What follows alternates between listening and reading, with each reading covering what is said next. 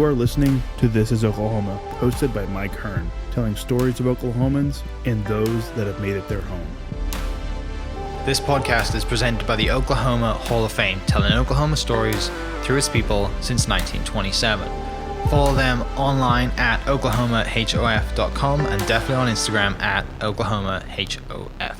Let's get into today's episode. What's up, guys? Welcome back to another episode of This is Oklahoma. Mike Hearn here, your host, back with another episode up in Tulsa, Oklahoma today at the home of USA BMX. I would probably, most of you listening probably don't know that it's here. It's a fairly new facility, but it is a mega facility. Just pulling up and seeing giant new building in the middle of nowhere, Tulsa is kind of it's exciting. I'd love to see it. So 3 gents with me today to talk about kind of, I guess, how you guys got into it and the jobs that you do on a daily basis to make this thing run and make it a reality. Obviously, there's a museum here as well as a track that hosts a lot of really cool events. If you live in Tulsa, you would know this already, but if you don't live in Tulsa, you might not know this. But if your kid wants to get into BMXing, it's a very fun, competitive form of exercising and keeps you fit. So you might win some big trophies because the trophies that you guys present are fairly large. But gents, thanks so much for taking the time out to share some stories. Before we get started, I think probably just go around the room and introduce yourselves and tell us what you do here. I'll start off. I'm Gork. I'm the curator for the BMX Hall of Fame and museum that we have here at this new facility.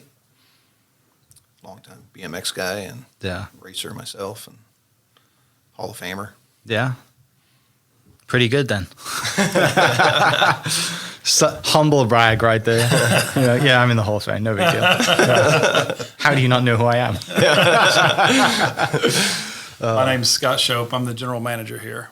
So my job is to make sure that everything works from a high level. Mm-hmm. Jacob Nelson, track operator.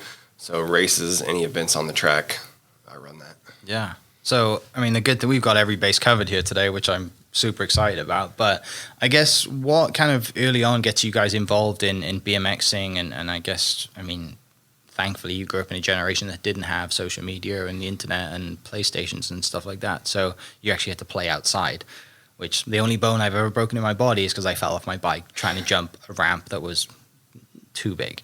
But I was clueless and didn't know any better. But what's kind of like, I guess, what gets you into BMX and cycling from that young age and fires up that passion for you guys? I started racing as a kid. I think most of us did. And then life led me one way, got away from it, but now I have 4 kids of my own, got them back into it and just been doing it ever since, and that led us here. Yeah. You from here originally? No, I'm from Topeka, Kansas. Okay.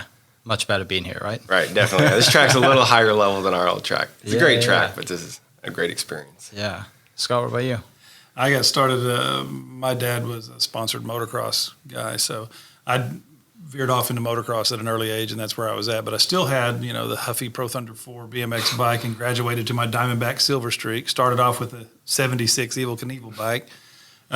So I had all that going, but the motocross got me on the 2 wheels. And I've been doing that forever, cross-country racing and motocross, and just love it. If it has a spark plug and wheels and speed, that's where I'm at. I dig it. And then I love the vintage aspect of everything that we're doing here as well. Absolutely love that. Mm-hmm. So it was a natural fit for me. I had a lot of facility management experience. I was a vice president at Tulsa Zoo for several years.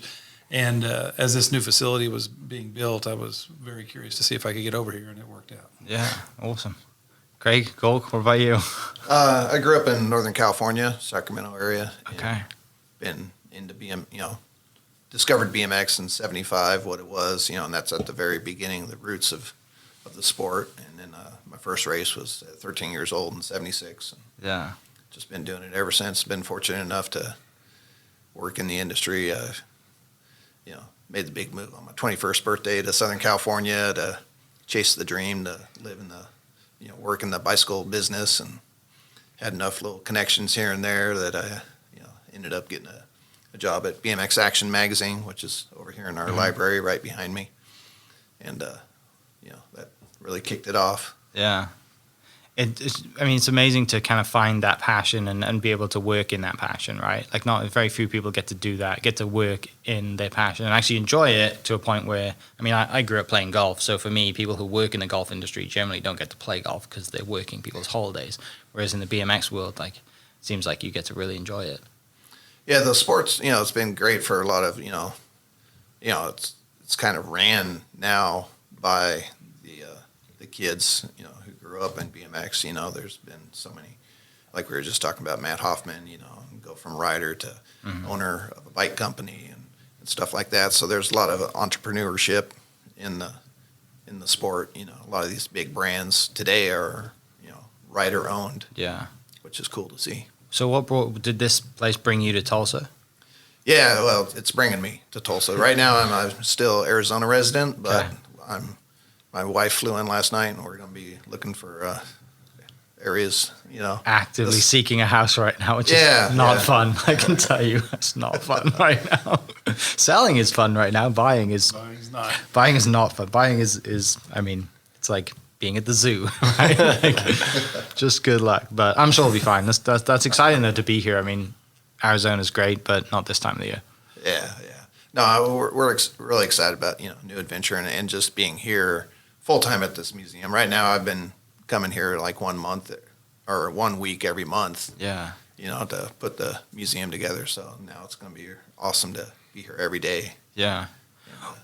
Why is it that like Tulsa is the home of kind of USA BMX then? Like, how does that come about? Because I mean, just the association's been around since '77, but how does Tulsa kind of mix in all of this other than being in the middle of the country? I'll take it. So, ABA is, they've always been based out of Arizona, Chandler, Arizona, and Gilbert is where our offices are. But out of the whole national series that we put on, Tulsa has always been, or Oklahoma, the state has always hosted the Grand Nationals, which is our World Series race, the Super Bowl of, for BMX racing. So the finals are always held, it used to be Oklahoma City over at the Myriad Convention Center up until 97. And then Tulsa, wanted us to bring it back here. We were in Tulsa in 83 and 84. And then they went to Oklahoma City. Yeah. So then finally Tulsa, so we've had this good, this awesome relationship with the city of Tulsa and the Tulsa Sports Commission and with ABA. And so they talked us into, going to it's at the Expo Center, the State Fairgrounds, that buildings, I don't think there's any other building in the country that could host Right. our Grands. The Grands is just massive, huge race, the biggest one in the entire world. And so because of that relationship, and they've been since like 99, they've been wanting to build this ultimate facility with an arena and headquarters and, have a museum and a gym and, just, what we have here, it's been a vision for about 25 years, So they had talked with the city of Gilbert, Arizona, where we were at, and it almost happened, but then it didn't. And then Tulsa, the city of Tulsa and the Sports Commission, they're just like, hey, what about us, Yeah. So, since we had that great relationship, they worked it out, and they put it in that, what was it, the Vision package. vision package, and, Tulsa voters said yes to it, and, here we are 7 years later. It's amazing. It's amazing to have. I mean, Tulsa's kind of done that for a while, right? They've always wanted to do cool things and push the boat out, but it's cool to have like that kind of community involvement for a sport that like most of the generation now, the kids. I mean, there's a very small. I don't know many kids who do BMX, right? If that makes sense. You guys obviously do because you're here all the time. But kids growing up probably don't think, I'm going to be a really good BMX rider anymore. Because they're wanting to go do something else or whatever, or build, apps and all, whatever they're doing. But it's really cool for a city to be like, this is important. We see that this is really cool to us, and we can have a home here and a home base. And from a track perspective, I assume every year the Worlds would come here, you would have to build a track, right? It's not just waiting for you to come back every year. Would they do all the dirt work for that event and then have to tear it down and start again? Every year. Yep. So for you, having an actual facility that's just prepped and ready to go and plug and play, that's amazing for all of you, right? Yeah, having this track here is awesome because we're going to have, the world's best, the Olympians, they come here, they train, they practice. Yeah. They stay here for weeks at a time, just giving them that level of facility that they can practice at. Yeah. It's one of the best in the country, if not the world. God, so I mean, it's so exciting to have it just like in the middle in Oklahoma of all places, right? In Tulsa, Oklahoma, people would think, "What the hell are we doing here?" But then they show up, right? Like driving here, you're driving through not a great area, and it's rundown buildings, and you make that turn, and you're like, you see the giant sign, you're like, okay, this is cool, right? This is an operation, you know, and you got a brand new parking lot surface and everything else, right? All the little things that, like, when people pull up to this facility, that it's not just a warehouse in the middle of nowhere.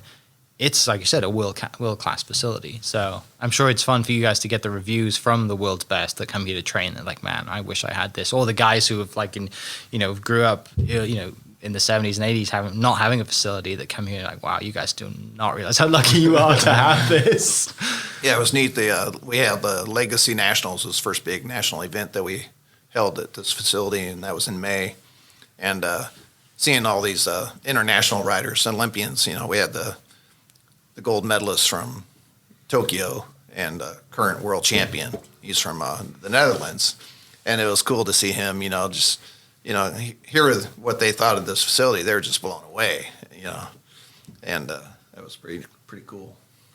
Yeah, it just reinforces the fact that you guys are doing the right thing, right? And, you've probably been all around the world thanks to BMX, and with the zoo, you've kind of had a similar, like, hey, I know what it's like to bring people here and give them an experience. Right. It's just fun to give them an experience of a passion that you had growing up. I mean, like, look, I've married my kind of experience with hosting and being a general manager someplace, but now I get to do it with a passion, which is super. I mean, it's amazing that it's brought three of you here that, you probably didn't think that was possible one day.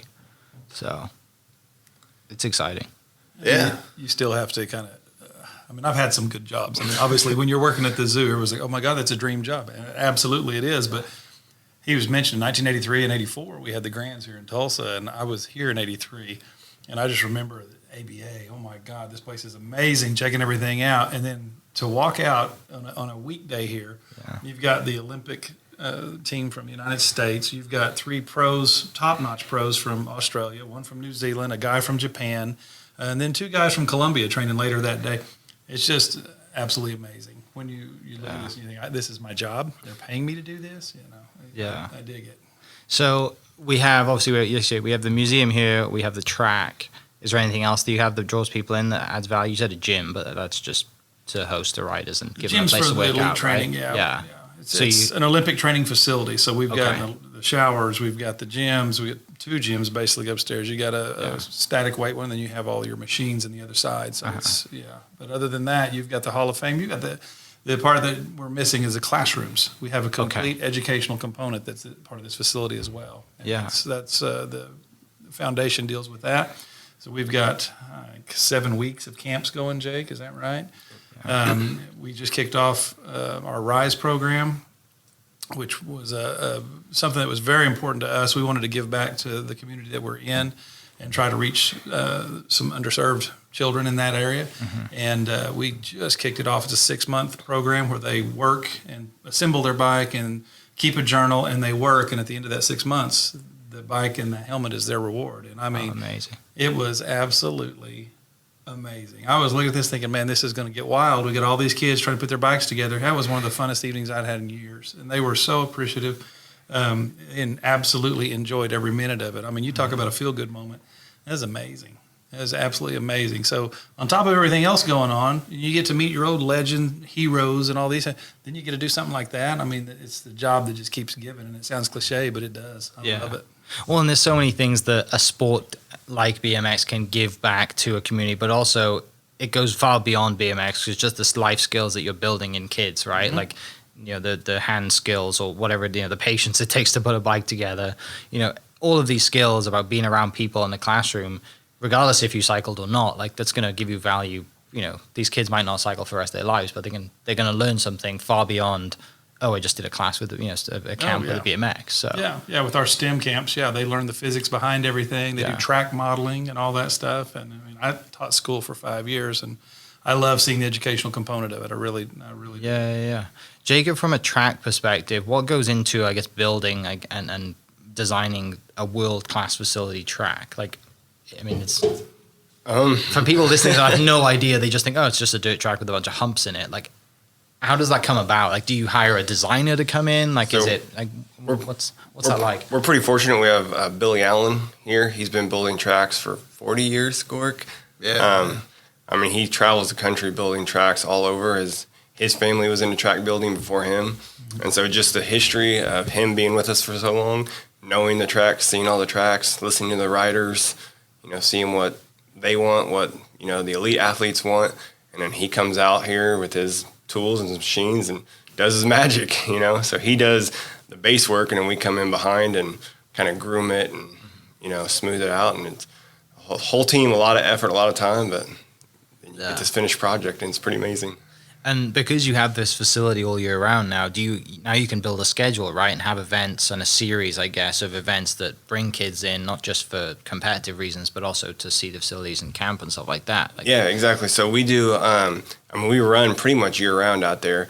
For our local athletes, we have normal practices on Wednesday nights, normal local races on Saturday mornings, and that's open to anybody. We have 3 and 4 year olds out there just learning how to ride a bike.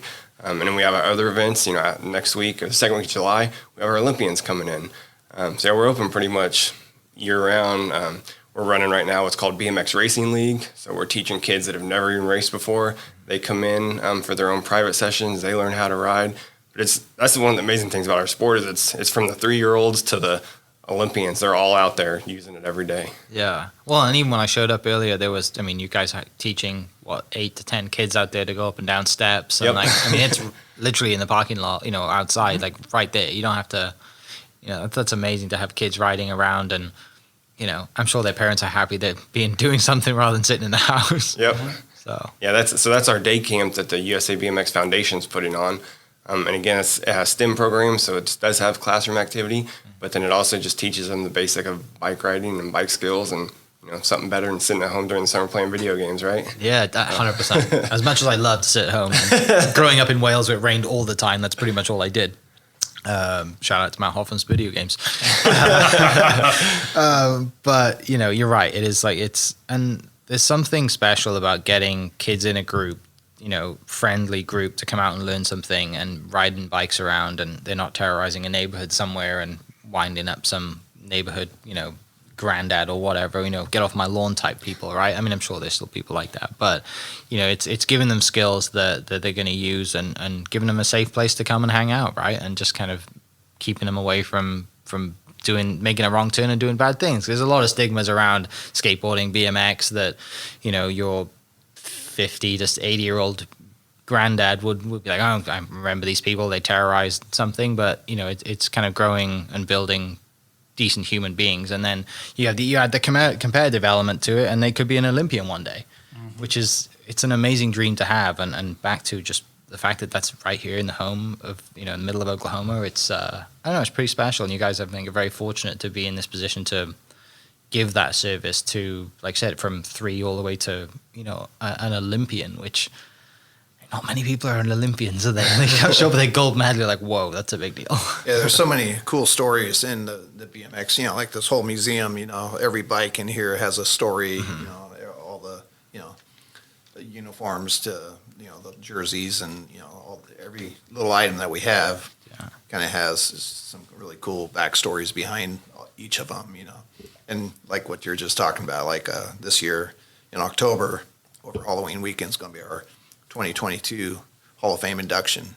And like one of the kids, one of the guys that we're inducting is TJ Lavin, who's, a lot of people might know him as nowadays as the host of the Challenge, series on TV. But, he was a BMX kid, at heart, and he was that kid. He was the just dirt jumping around his neighborhood in Las Vegas, and, you see some jumps in this guy's backyard.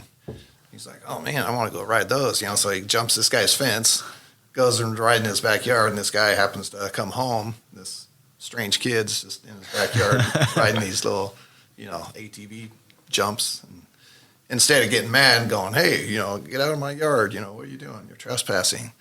It ends up this guy's like the appliance king of Las Vegas, and he encourages the kid. He's like, hey, man, grab a shovel. Let's build more jumps. Yeah. And this guy, Nick Herda, takes TJ Lavin under his wing. They end up starting this whole team, the Herda's Hot Shots. And, that's what, changed TJ's life, Right. and to where he is right now, and then getting inducted in the Hall of Fame. It's just that's just one example of thousands of stories that of success and how BMX has helped them. Right. Not just maybe they quit BMX and they had success in like one of the guys we had here recently stopped by was Dale Worsham, the NHRA funny car. Now he's I think he's a team owner, but he was a funny car driver for NHRA, championship, has a couple under his belt.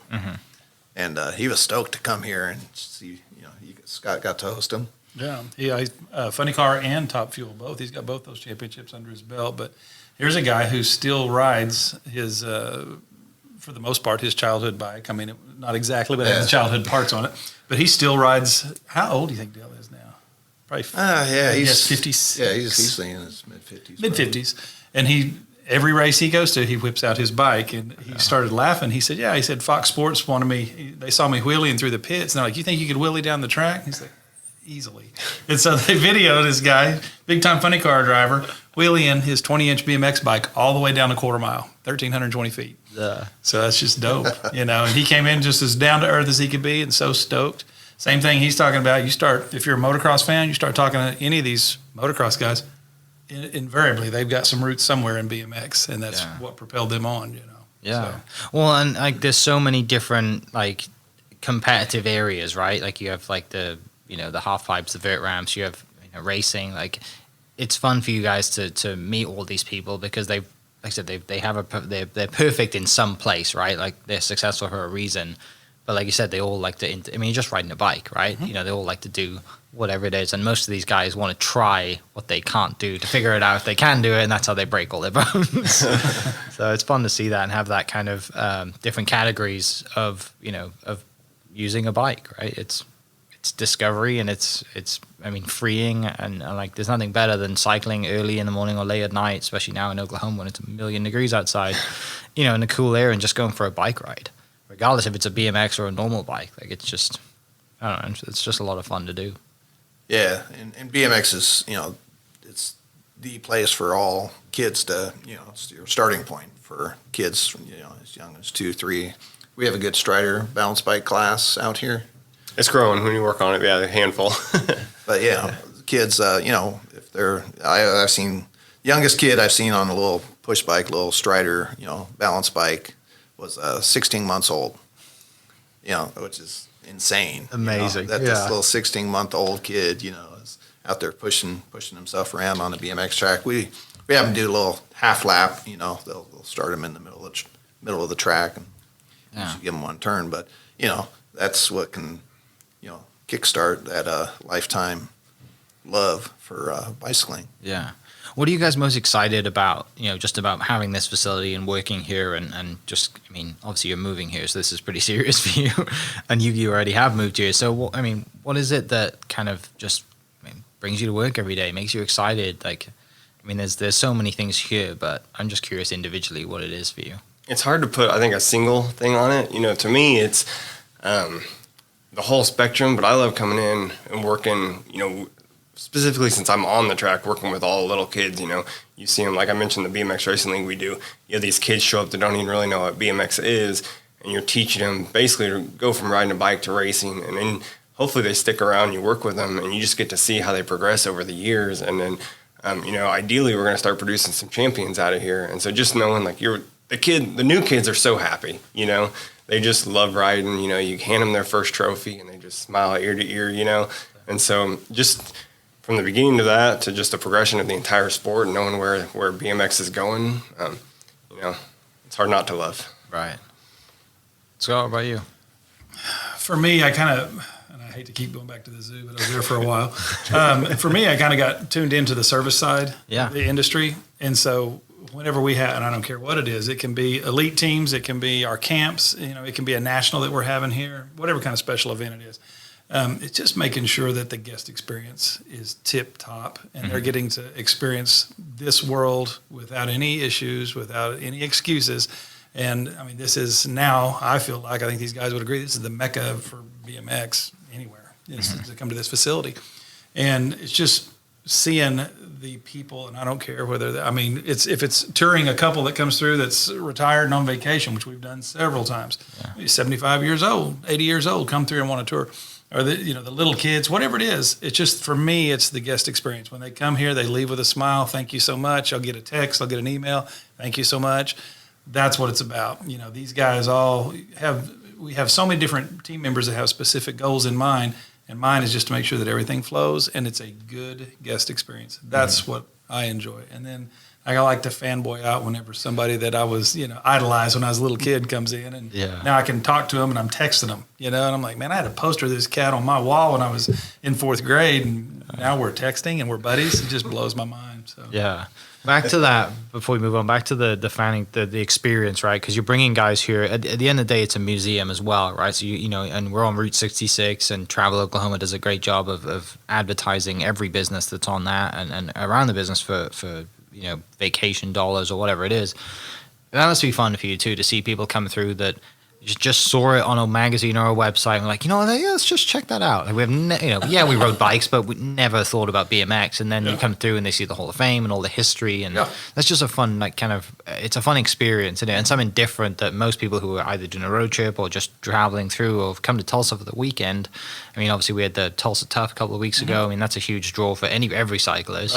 Right. I know people who like to party as well, it seems. Yeah. I'm sure you had plenty of traffic from that as well, but it's fun to get people through who generally aren't, this might be their first BMX experience. Mm-hmm. And we've had that. We have had multiple people come through, and you'll see somebody will knock on the door, can we take a tour? And you just look in the parking lot and there's a small RV out there. Yeah. And they're just road tripping and come through. We'll also have people come through, they're going from California to some national race on the other end of the United States, like, hey, can we stop and rent the track for an hour and just have a quick practice? Today we have an opening, and that happens as well. Yeah. So it's just, it's definitely, absolutely 100% a destination. Yeah, that's awesome. What about you? As curator for the BMX Museum, it's been just a life, or a dream, I guess, for the last 35, 40 years, to really just promote the sport of BMX, but also to keep the history, and alive. Yeah. And it has such a cool past. Starting in 1969 in Southern California, and all these other kids all around the country just building jumps in their local dirt fields, and grabbing the shovel, and to become an Olympic sport that it is today for both racing and freestyle. Mm-hmm. It's just pretty incredible story, in a fairly young sport when you think about it. We're just celebrated our 50 year anniversary, in 2019. So, in those short time, in 50 years, it's really come a long ways compared to, all your other traditional sports. Right. Like golf of mine's a million years old. The exciting thing, I'm sure, for you though, is being a curator. You get to utilize all the relationships you've built over those last years of you being, like I said, humbly bragging earlier, in the Hall of Fame yourself, like doing, building those relationships and kind of, calling up mates and being like, hey, like we'd love some memorabilia from you, or do you have anything hanging around that's just in the office, or stuff that they probably don't think is cool, but you're like, man, this is a bike that you rode 30 years ago. We need that. This is the coolest thing, just this week, fun. I just added Clint Miller's Kuwahara uniform from 1983. He won the world championships at a race in Slug Air in Holland, and he just had it, it was hard. It was tough for him to hand it over to me, but he knew that it belongs here. Yeah. So he gave me this complete uniform and the frame that he won the worlds on. And, now he sees it, I send him, it's all over social media, and everyone's just like, oh man, it's so cool, so awesome to see that, put on a mannequin and on display there, with all these other legends, BMX Hall of Famers. And, so I think, we'll see more and more of that, everyone, because they like to hold on to it and put it in their office, or, but, the world really needs to see all that stuff. Yeah. There's a certain level of discovery when these people when they come in here, they're blown away by the entire museum. Mm-hmm. But just like any fan, they have those 2 or 3 riders that they really identify with. and you'll see them and they're looking and they're searching. We have a wall with, a ton of jerseys framed and signed and everything. And they're looking, and then they'll make that connection. And then they'll come over here and then, this is a bike that I had when I was little. They'll make that connection. And when you see that, man, it's just amazing. Yeah. It's so cool. There's general appreciation across the board, but I promise you, everybody that comes here has a unique tie-in that really, trips the trigger for them. Yeah. Like, I mean, for me, like my parents have a picture of me on Christmas Day of my first bike, and it was on training wheels, and I rode it. I would just sit on it Christmas evening, and they tell the story usually because I was actually not wearing any clothes at this point. There's a picture of me. They showed my wife when we went there for the first time. I was like, yeah, here come the embarrassing baby photos. But what's funny as well is I was riding like sat on this stationary bike, right? Because it's on training wheels, not going anywhere. And I'm pedaling as fast as I can with the front brake hooked. What I didn't notice was I was like burning the carpet with this thick black rubber mark. So I put this like 6-inch black thick rubber mark like on my parents' new carpet on Christmas Day, and as they picked up the bike to put it outside, they realized that like I'd just been pedaling, thinking that the back wheel was spinning, not going anywhere. Well, it wasn't going anywhere because I was like putting a groove in the carpet, which and that was like a red Fox something bike. Like, I mean, I was like, 93, 94 or something. So yeah, like we all have those memories, right, that take us back to cycling and trying to do jumps and racing. And just the good thing about Wales is it's full of hills. There's a lot of big downhill races in the UK that they usually made the Red Bull channel somewhere.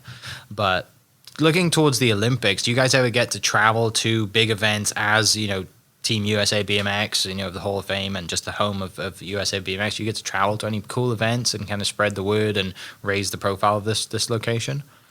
I have in the past, and then also my job, Yeah. until now as being the curator, I was the editor of Pole Magazine, which is our membership magazine. So every kid who, races BMX, they belong to, they buy a membership to USA BMX. Uh-huh. And with that membership card, they can race on any track around the country. They get insurance, they get a monthly membership magazine in the mail. That keeps track. We keep track of their points. So they're chasing after, getting a low number ranking at the end of the year and stuff like that. So, but yeah, I've traveled. Say the coolest trip I went to. I've been to quite a few World Championships, but going to the 2012 London Olympic Games was definitely probably my highlight. Yeah. But BMX is pretty big in the UK anyway, right? Yeah. Who won that games? So the first 2 years for the Olympics, Latvian, a guy from Latvia named Maris Strombergs was the gold medalist in Beijing and in London. Interesting. And he retired not too long after that, but he moved to Southern California. Yeah. Lived the BMX dream for a while, and because he won his gold medals, and he's like the first legit Latvian to ever win a gold medal. I think it was something like the country pays him like the average, he the is average now salary. God. Yeah. He's set. He's set doing for life. just fine. Yeah. He's put Latvia on the map. Actually, all he does now is golf. Oh, there we go. Yeah. I can see why he moved to California as well. 70 and sunny every day. To that point, though, with kind of going to the Olympics and being around those events, I mean, it must be exciting for you to kind of, grown up in the sport and see it become an Olympic sport. And just, like you said, it's still early on in the sport, 50 years or whatever. Like it's still baby in terms of, soccer, football, or whatever the other sports, baseball. It's still early on, isn't it? So it's cool to kind of have that impact and see it come, because a lot of people who get into a sport don't ever see it from a young age, right? They don't get to see it progress and see it get into more households and on TV, and then wow, now it's an Olympic sport. Like, you've been able to see all of that, which is super exciting from every aspect. Mm-hmm. Yeah, they're just trying to, I think they're kind of getting beat by the X Games and, the Olympic, the IOC, International Olympic Committee, decided that, hey, we need to get more hip with we need younger eyeballs. Yeah, we need to get rid of whatever badminton or whatever Olympic sports there. Yeah.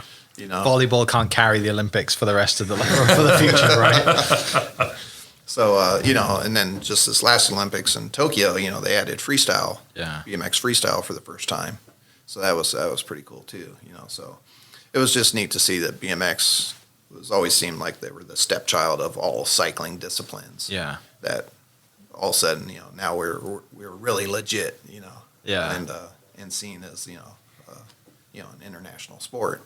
Yeah. For this facility, it seems like, primarily it's just a racing facility, right, with the track. Would you ever have a mega ramp in the parking lot and host an event like that? Is that a dream one day? Because obviously it's, I think for people just looking on social media and pulling up, they would just see, oh, this is a dirt track. Maybe we just have to go race. What about the other facets like freestyle and a half pipe and a mega ramp? Like, is that... We have a freestyle You do have a freestyle facility coming. Great. That's awesome. Yeah. And then, obviously with local legend Hoffman, and the king of the mega ramp, an inventor of the mega ramp. Not to take anything away from Matt at all. Yeah, he's absolutely amazing. He's an icon. Yeah. Here in Tulsa, we have Quickie Mart, and I think 2 years in a row they're the national freestyle team. Isn't that right? Yeah. Amazing. 2 years in a row. So yeah, Quickie Mart's they have a nice impact on freestyle. Yeah. And That's cool. Right here local, and we partner with them on several different things. They're a great bunch of guys. Moving into that, then to plan to have a park. What else is in the plans to? What's on the vision board and the dream board that, like, hey, if we guys had unlimited money and sponsors, man, this facility would be 4 times the size. What's kind of like what would be the legacy that you guys wanted to leave for this place? I know that's a really tough question. No, you're good. I think ultimately, from that viewpoint, you're talking 60,000 feet high, that elevation, Yeah. and 20 years down the road, we would like to have Olympians from Tulsa. That would be a huge thing. We would also like to have our freestyle established, and we would personally, I would love this to be the mecca of freestyle as well. Yeah. And then I would also envision a vintage national series, that we could have that championship here every year, taking vintage bikes and working that circuit into what we have and having that championship here as well. And then the educational background. I would love to be able to look back at new entries into the Hall of Fame and remember that, I helped put her bike together at Rise, or I remember this kid scraped his knee up and we had to give him a Band-Aid and now look at him, Yeah. It's that full circle aspect of our athletes. And I think that's where my vision would be long term. About these two. Yeah, I'd like to see this ultimate.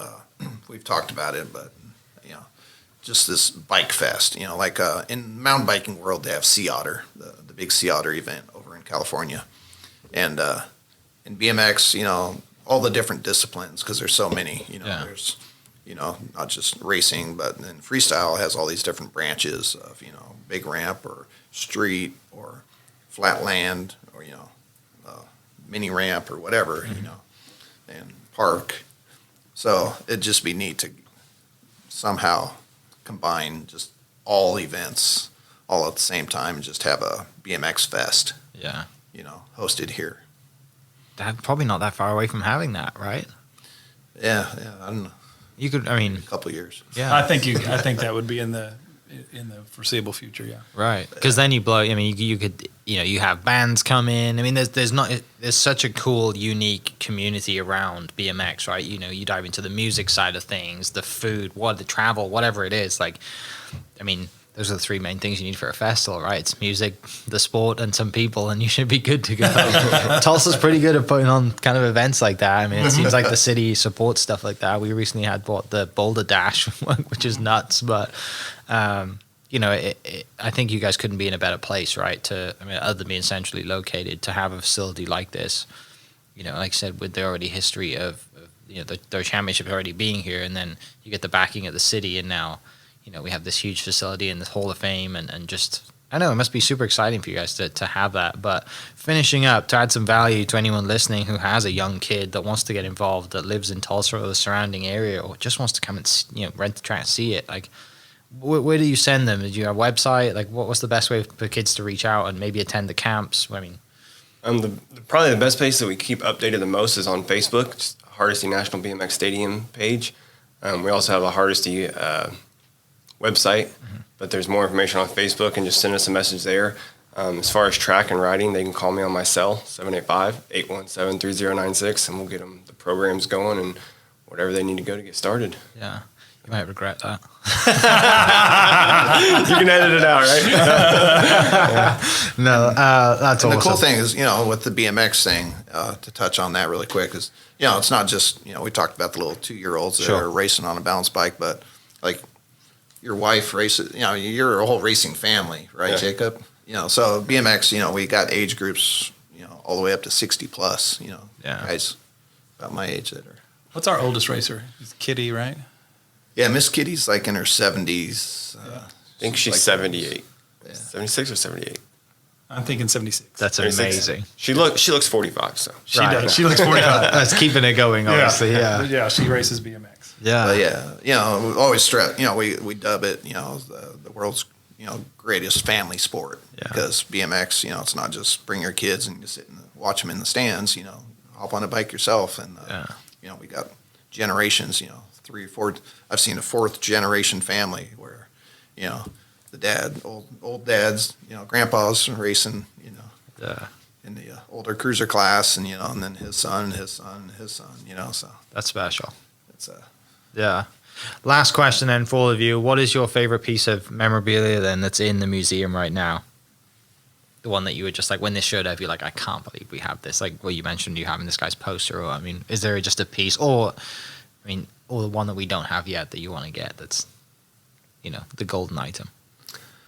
Well, for me personally, it's we have Dennis Dane's side hack. I was a former, me and my brother raced side hacks, and a side hack is like what it's a sidecar on a bicycle, so it's 2 guys rode. So you're really, what you're telling us here is you're crazy. That sounds insane. Yeah. Back in the early days, when a lot of the tracks were downhill tracks, It was really insane. And if you go and look at Dennis Dane's side hack, he was the number 1 side hack team in the country back in 76, 77. And, he's got chains wrapped around the front and rear tires because they'd go so fast through a turn, he was rolling the tires off the rim. So they chained them up. Yeah. But that thing's totally original. It hasn't been restored. It's, it's got a nice patina to it. And it's just a legendary, untouched item from our history. Scott, what about you? I'll get some razzing for this, but mine would be Harry Leary has a bike that was built. He's a Diamondback, back in the day was a Diamondback racer, and he went to Australia. They built a bike for him. There's I think it's a Facebook group down there, Diamondback, and they built this Harry Leary turbo bike with custom pads and all this stuff. Things insane. And it was here for a weekend, and then I saw it again at Guy Cooper's place 3 weeks ago, I guess. And mine, if that bike ever makes its way here, that would be my favorite. But in the meantime, it's his old school Diamondback jersey up there with his frame, because that's what I got my Diamondback Silver Streak, and he was the man, and I had his poster up and all that. So yeah, it was just. What were the 2 posters you had on there? I had the famous Farrah Fawcett poster, on one wall, of course, and then Harry Leary on the other one. So Yeah, priorities. Yeah, he's priorities straight. Exactly. Yeah. And he teased me about that because these guys had already given him an earful. Yeah. So the first time I actually got to meet him, I'm trying to get through the door. We had a big, huge race and had all this crap in my hands, and the door opens up. And I'm like, "Hey, Harry." He said, "You must be Scott." And I said, "Yeah." He said, "So it was Farrah Fawcett night." And I said, "Yeah, it was. It was." He goes, "Well, just know I was watching you the whole time." Oh, brilliant.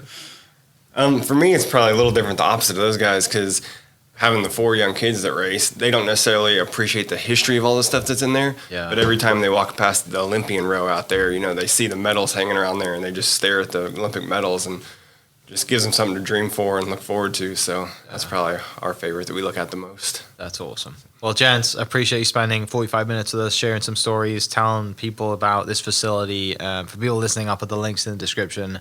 Check it out. Come on by, even if you're not a fan of BMX. Like you've ridden a bike probably sometime in your childhood, and maybe you want to get back on one. So come up here. I'll put the address and the links to the description, and we'll catch you next episode. Cheers. This podcast is presented by the Oklahoma Hall of Fame, telling Oklahoma stories through its people since 1927. Follow them online at oklahomahof.com and definitely on Instagram at oklahomahof. Thank you for listening. We are inspired by those around us and hope that you are too. Make sure you subscribe to this podcast on your favorite podcast platform and leave us a review so we can keep telling your stories. For more great Oklahoma content, follow This is Oklahoma on Facebook and Instagram.